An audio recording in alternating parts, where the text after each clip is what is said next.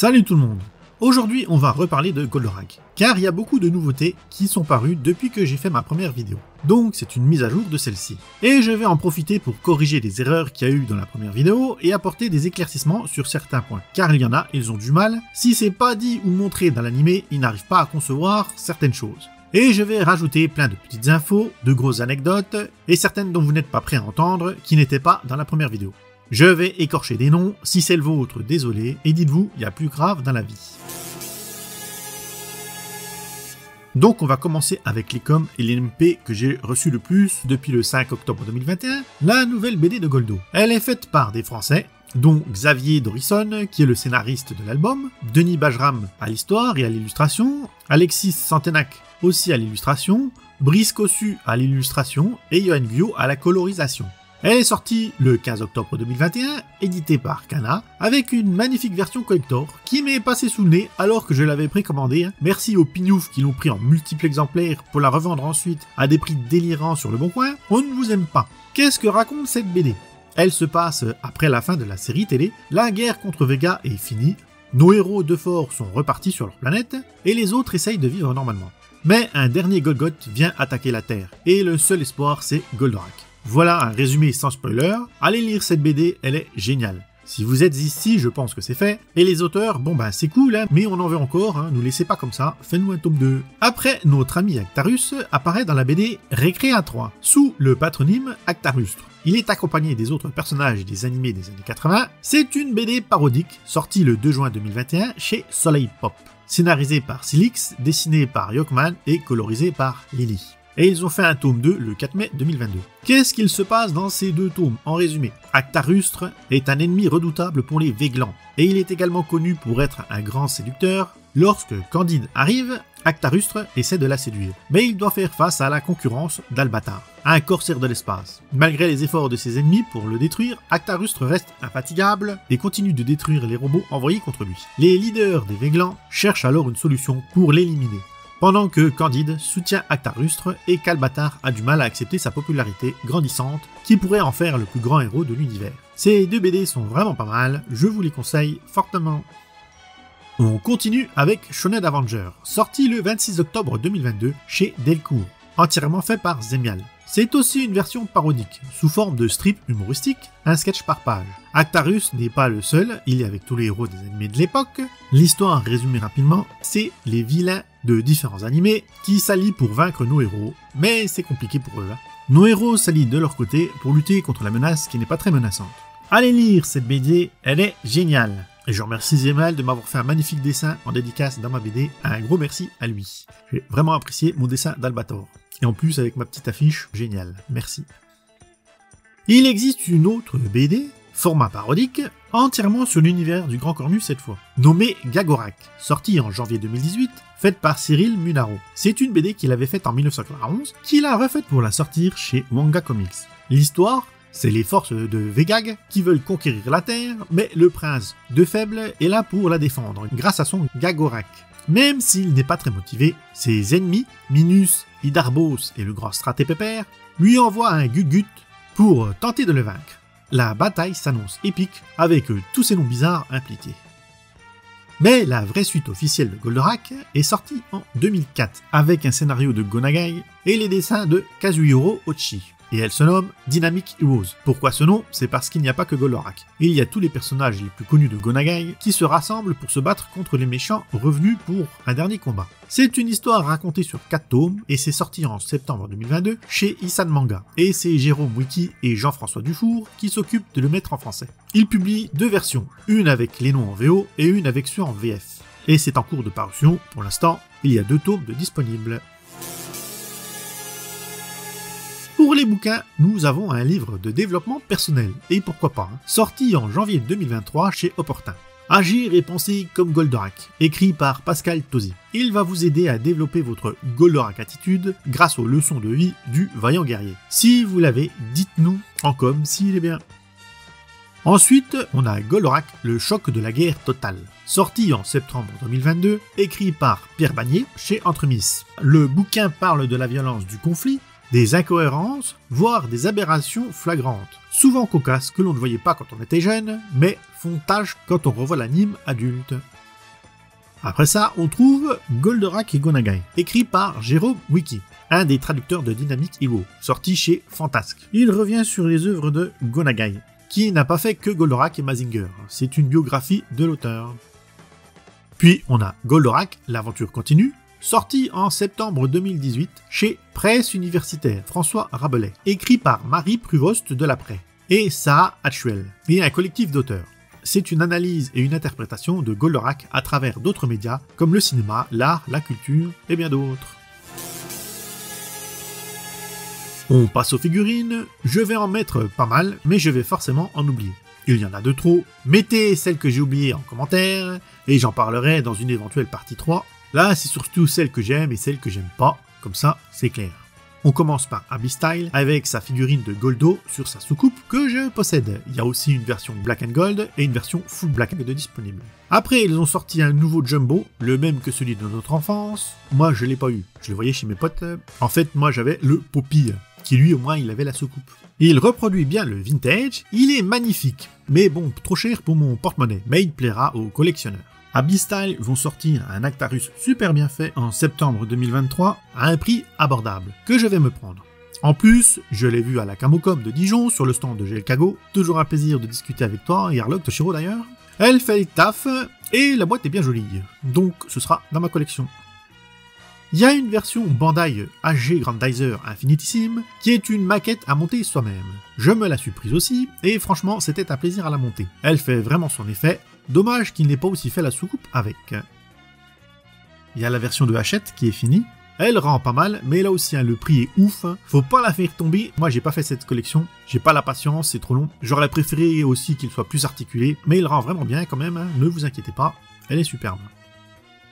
Il y a la version de chez Alphamax, sortie en 2022, avec une réinterprétation du robot, qui, moi, me plaît assez. Ça lui donne un air bien agressif. Je sais que c'est pas tout le monde qui aime, mais c'est quand même bien de dépoussiérer ce bon vieux Goldo, faut l'avouer, ça lui fait du bien quand même, de le remettre un peu au goût du jour.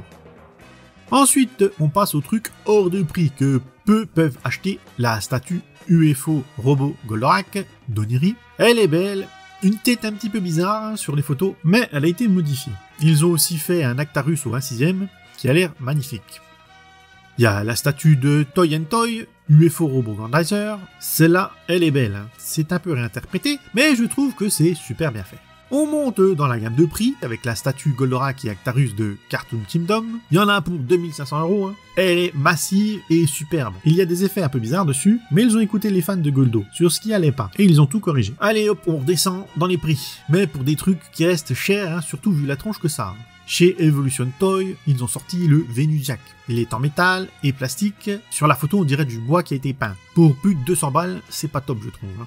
On enchaîne avec les HL Pro. Là, c'est pareil. Les robots passent, mais les figurines de personnages, c'est pas la joie, je trouve. Ces statues sont trop statiques, elles manquent de dynamisme. Les finitions sont pas super bien faites quand même. Il y a un Gin qui est joli, mais tout petit et très cher. Pour ce que c'est, il y a vraiment de l'abus, je trouve. Il y a Urgastul, qui lui aussi est pas top. C'est mon avis, vous n'êtes pas obligé d'être d'accord avec moi, pas besoin de pleurer en commentaire ou de m'engueuler. Tout va bien, si vous les avez achetés, c'est très bien pour vous, je suis content. Il y a un Venusia 80 balles, on dirait une gâchapone, tellement les finitions sont pas terribles, sérieux. Il y a les autres persos, je les mets en photo, mais personnellement je trouve qu'ils pourraient mieux faire avec ces prix-là. Ensuite, on trouve le buste de Figurama, qui a son style, faut aimer. Moi j'aime pas trop les bustes, surtout les robots, je préfère qu'ils soient en entier, c'est plus joli. Et je finis par une que je kifferais le plus avoir. C'est la King Art Goldorak. Elle a la particularité de pouvoir enlever les pièces de robot pour montrer la mécanique sous la carrosserie. C'est une super idée. Elle est super articulée en plus. Le top de ce qui se fait à mon avis. Dites-moi ce que vous en pensez en commentaire. Et on passe. Alors voilà la figurine la moins chère que j'ai trouvée. Elle a à faire soi-même en papier de la taille d'un homme. Sans déconner, c'est une œuvre d'art en papercraft. Elle est faite par Osvaldo Felas. Je ne sais pas s'il partage ses fichiers, mais il y a du boulot pour faire ça. Il y a même les yeux qui s'allument. Quelqu'un m'a mis en com que le fait de créer le nom de l'attaque venait du catch japonais, le Puroresu. C'est un peu plus que ça. Déjà, ça peut sembler idiot de faire ça au premier abord, mais imaginez l'anime sans ça. Ça pourrait devenir ennuyeux s'il ne disait rien dans les combats. Dans la culture japonaise, c'est fait pour surprendre l'adversaire. Un cri puissant peut le déstabiliser. Et ça montre aussi sa volonté. Ça a même un nom en japonais, le Kihei. C'est un cri énergisant qui doit être poussé lors d'une attaque dans les arts martiaux. Et comment est-ce arrivé dans les mangas? C'est Go Nagai qui a introduit ça en premier dans Mazinger Z en 1972. Le but était de faire participer les enfants et les ados qui regardaient la télévision pour qu'ils puissent crier le nom de l'attaque en même temps que le personnage et se sentir plus investis dans l'histoire. Ça a tellement marché que les éditeurs ont conseillé aux mangaka de l'ajouter à leur manga. Et c'est comme ça que Akira Toriyama a ajouté les cris des attaques dans Dragon Ball et que Luffy hurle aussi les siennes. Et c'est donc pour ça que notre Goldorak le faisait bien avant eux, grâce à son créateur de génie. Est-ce que vous vous rappelez la couverture de Paris Match sortie en la magnifique année 1978, où il parlait de la folie de Goldorak? Eh bien, ils sont revenus dessus le 6 février 2019 avec un article intitulé « Et Goldorak, le formidable robot des temps nouveaux, tua Zoro ». Vous le trouverez en lien en description si vous avez envie de le lire. En février 2019, lors du carnaval de Follonica en Italie, un char a défilé avec un Goldorak géant et articulé, fabriqué par le District 167 Ouest, accompagné d'une troupe de danseurs en tenue de soldats de Vega et d'autres danseurs cosplayers habillés en nos héros. Et le Goldorak est vraiment impressionnant, je trouve. À la périphérie de la ville de Thiers, sur un rond-point en face de la grande surface Carrefour, on peut voir un Goldorak de plus de 7 mètres de haut. Il a été installé là par l'entreprise Faire ou Refaire de Didier Berrujon, un ferronnier et chaudronnier. Il a eu l'idée après être rentré d'une brocante avec un jouet Goldorak. Il s'est dit avec son associé qu'un jour on le fera en grand. Et ils l'ont fait. Il est déjà bien grand, mais savez-vous où est la plus grande statue de Goldorak? Eh bien, elle est à Riyad en Arabie Saoudite. Et elle est taille réelle, soit 33,7 mètres de haut, ce qui en fait la plus grande statue d'un personnage fictif du monde. Et si vous en voulez une dans votre jardin, mais qui est pas trop chiante à installer, le site Alibaba en vend une version gonflable de 4 à 5 mètres de haut. Ça, c'est de l'info pertinente. Pour la Japan Expo de 2019, Go Nagai a été invité et on lui a remis à cette occasion la distinction de chevalier de l'ordre des arts et des lettres pour toute son œuvre, dont le manga Goldorak. Mais est-ce que Go Nagai mérite cet honneur pour Goldorak? Car connaissez-vous Shozo Uehara, qui est le scénariste de la guerre des soucoupes volantes, le pilote de Goldorak, la version toute moche qu'on trouve dans les DVD. Eh bien, c'est lui qui a défini les bases du personnage, origine et histoire. Go Nagai, lui, a juste refait le design du robot pour qu'il ressemble plus à Mazinger, sûrement sous la demande des fabricants de jouets pour le merchandising. Et en plus, il n'a pas fait ça tout seul, il l'a fait en collaboration avec Ken Ishikawa, qui était l'un de ses 2 assistants. En réalité, la participation de Go Nagai à l'anime s'arrête là. Il n'a rien fait de plus dessus. Pas de scénario, rien. Pour le manga, pareil. Il n'a pas dessiné sur la première version, il n'a fait que 3 chapitres de la deuxième. Et les versions suivantes, il ne fera que des scénarios et pas de dessin. Mais vraiment le strict minimum. Il faudra attendre Grandizer Giga pour voir Go Nagai entièrement au dessin et au scénario. Et encore, il n'a pas pu s'empêcher de mettre des personnages d'une autre de ses séries, Cutie Honey, et d'ailleurs il a l'air de lier Goldorak à Cutie Honey plus qu'à Mazinger. Donc est-il vraiment le créateur du Goldorak que l'on connaît? Ou est-ce Shozo Uehara qui est à l'origine de tous les meilleurs épisodes de la série animée? Après, il n'est pas non plus tout seul, d'autres ont évidemment participé, mais Go Nagai n'a au final pas fait grand chose. Je vous pose la question, dites-moi en commentaire ce que vous en pensez. Goldorak a inspiré de nombreux artistes contemporains. On trouve de tout, sculptures, tableaux, peintures, elles ont été présentées dans plusieurs expositions, comme celle de 2015, la Goldo Expo, ou la Goldorak Experience entre septembre et octobre 2021. C'est impossible de tout lister, je vous mets quelques photos à la place. Il y a la chaîne de GL Kago qui vous montre tout ça régulièrement, si vous voulez voir. D'ailleurs, il s'est mis aussi au tirage photo, allez voir ça. Olivier Duhec, lui, a fait la tête de Goldo en bronze. Il y a Nicolas Picard qui a fait de très beaux tableaux. Et il y a plein d'autres artistes qui ont fait des choses. Il est impossible de tout répertorier, comme je vous dis, je vous montre ça en images. Dans la série Il était une fois l'espace, épisode 6, La révolte des robots, il y a une référence à Goldorak, avec le général Goldarbar, qui lance des figures au point pendant son combat contre Metro, qui lui aussi dit explicitement qu'il lance des figures au point, ainsi que les autres attaques de Goldorak. La série a été diffusée en Amérique du Nord dans un ensemble de 5 séries des années 80, nommées Force 5, et ici Goldorak prend le nom de Grandizer, et a vu seulement 26 de ses 74 épisodes diffusés dans cette anthologie, qui comprend John Guard Ace, une série de robots faite par Leiji Matsumoto, The Gay King, une série de robots faite par Toei Animation, et qui est originale, pas adaptée d'un manga. Mais l'idée vient de Go Nagai, et la Toei l'a retiré des crédits pour ne pas payer des droits d'auteur. Et Gonagai a porté plainte, ce qui fut une longue procédure qui dura 10 ans, et c'est la raison pour laquelle on n'a pas vu d'autres de ses productions chez la Toei pendant longtemps. La quatrième est Space Keeter, peut-être plus connue sous le nom de Starzinger, qui est encore une série adaptée de Leiji Matsumoto. Et la cinquième, Star Ranger, plus connue sous le nom de Getter Roboger, est une série créée par Gonagai et surtout Ken Ishikawa. Les séries n'ont pas vu tous leurs épisodes diffusés dans cette anthologie.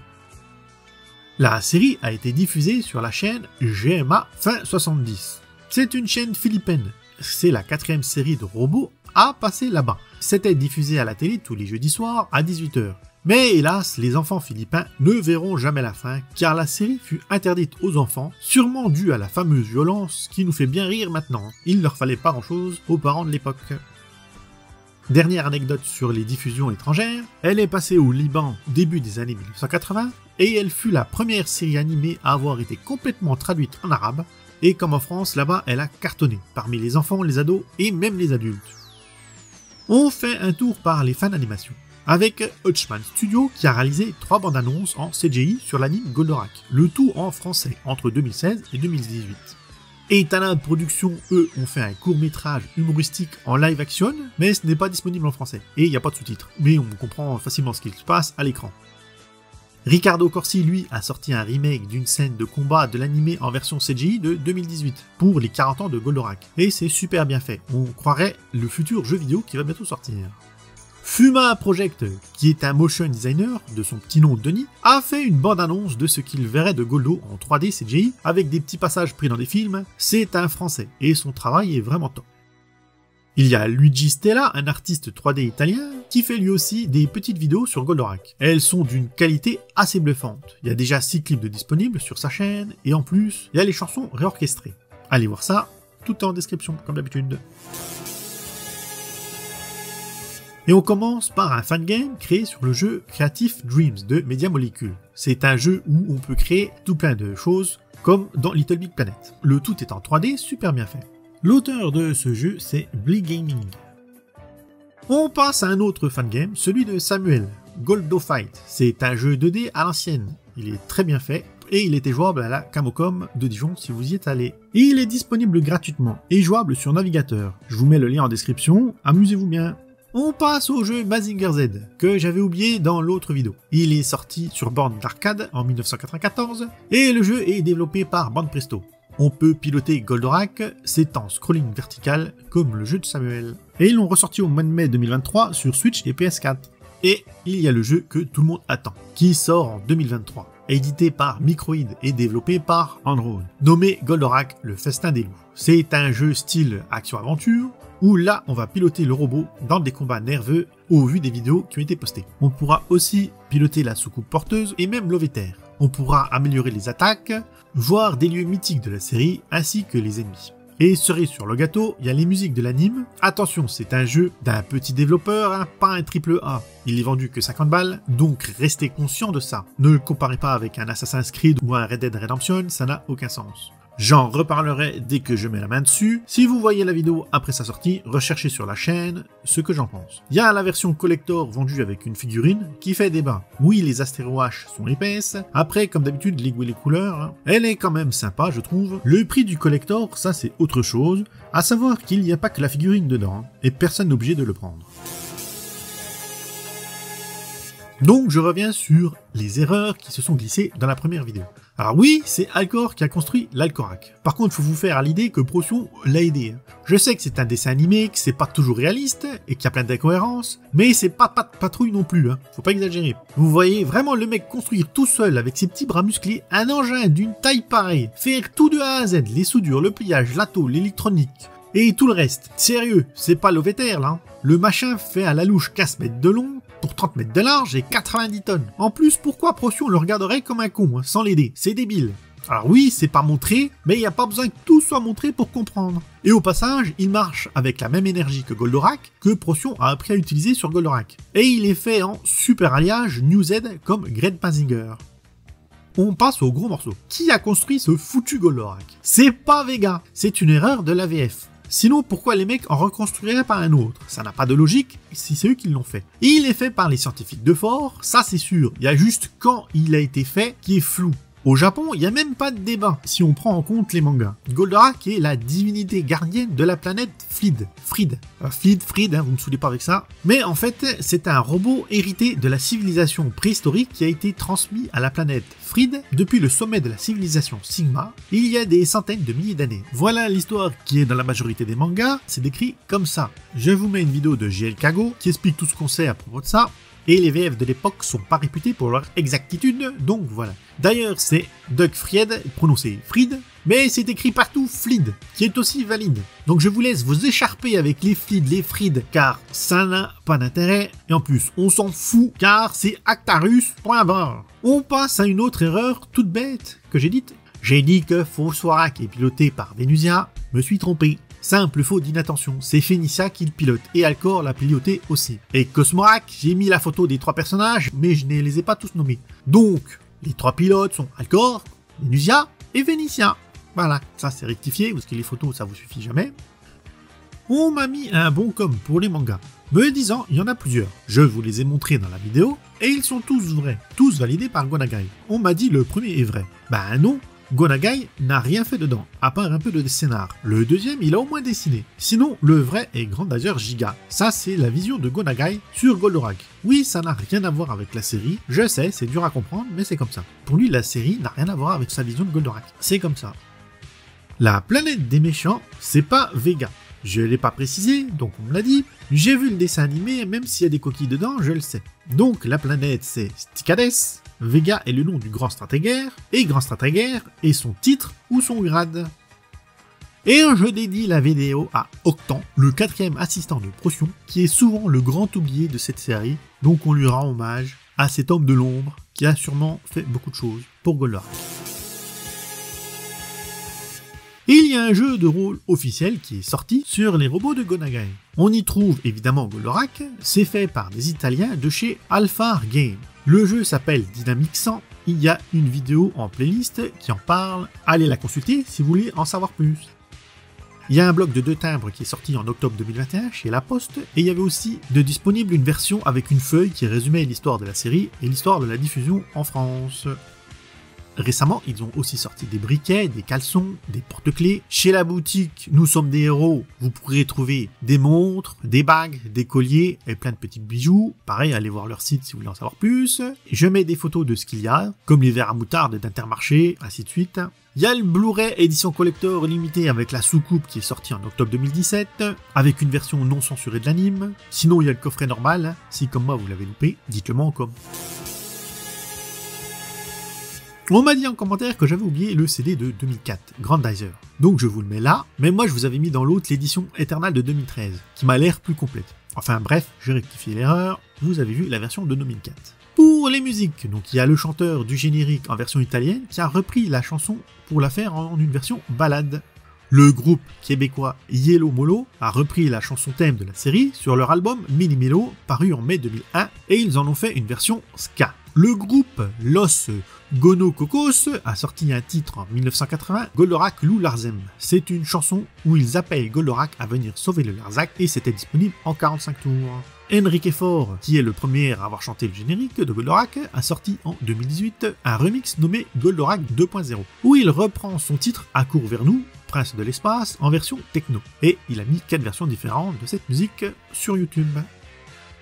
Dans les génériques, j'avais aussi oublié l'une des versions que j'aime le plus, qui est chantée par Dorothée et Patrick, de façon douce. Elle est géniale, c'est Dorothée quoi, hein, y a rien à dire. Elle est sortie en 1980, c'est un disque où les 3 compères, Dorothée, Patrick et Ariane, où ils chantent les génériques de cette époque.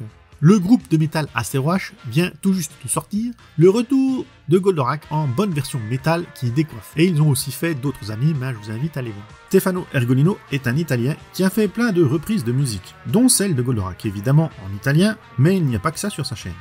Tout ce que je viens de dire se trouvera en description dans la playlist, il y a d'autres choses que je n'ai pas mentionnées ici, à vous la surprise, qui peut être forte pour certains trucs.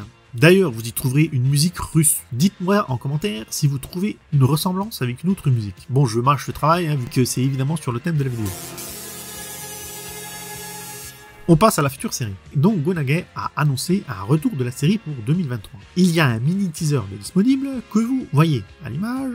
mais je ne pense pas que ça ressemblera à l'anime de notre enfance. Vous faites pas trop d'espoir, et on verra bien, et s'il y a un film qui sort, peu de chance que ce soit en live action, mais plutôt en animation CGI. Mais pareil que pour le manga, je pense que ce sera pas dans le thème de la série, ça dépendra de pour qui est faite cette adaptation, pour le Japon ou le marché étranger. Le projet G, lui, est lancé en coopération entre Manga Production et Dynamic Planning, compagnie, pour présenter les produits et les personnages de la série Grandizer au Moyen-Orient. Pour l'instant, ça a donné la statue aérienne que je vous ai mentionné plus tôt dans la vidéo. Qu'est-ce que ça va donner d'autre dans le futur? Allez savoir. On verra bien ce qu'ils feront pour les adaptations. S'ils font un film ou pas, on verra bien.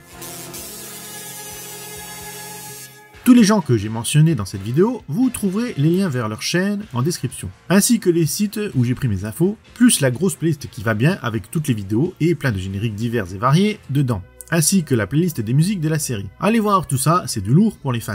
Il y a un Tipeee si vous voulez soutenir mon travail, et les abonnements soutien à la chaîne avec des vidéos en avance. Partagez au maximum, c'est le plus important pour faire connaître la chaîne et la faire progresser. Mettez la cloche, abonnez-vous, dites-moi si cette vidéo vous a plu, et moi je vous dis à une autre vidéo, bye bye.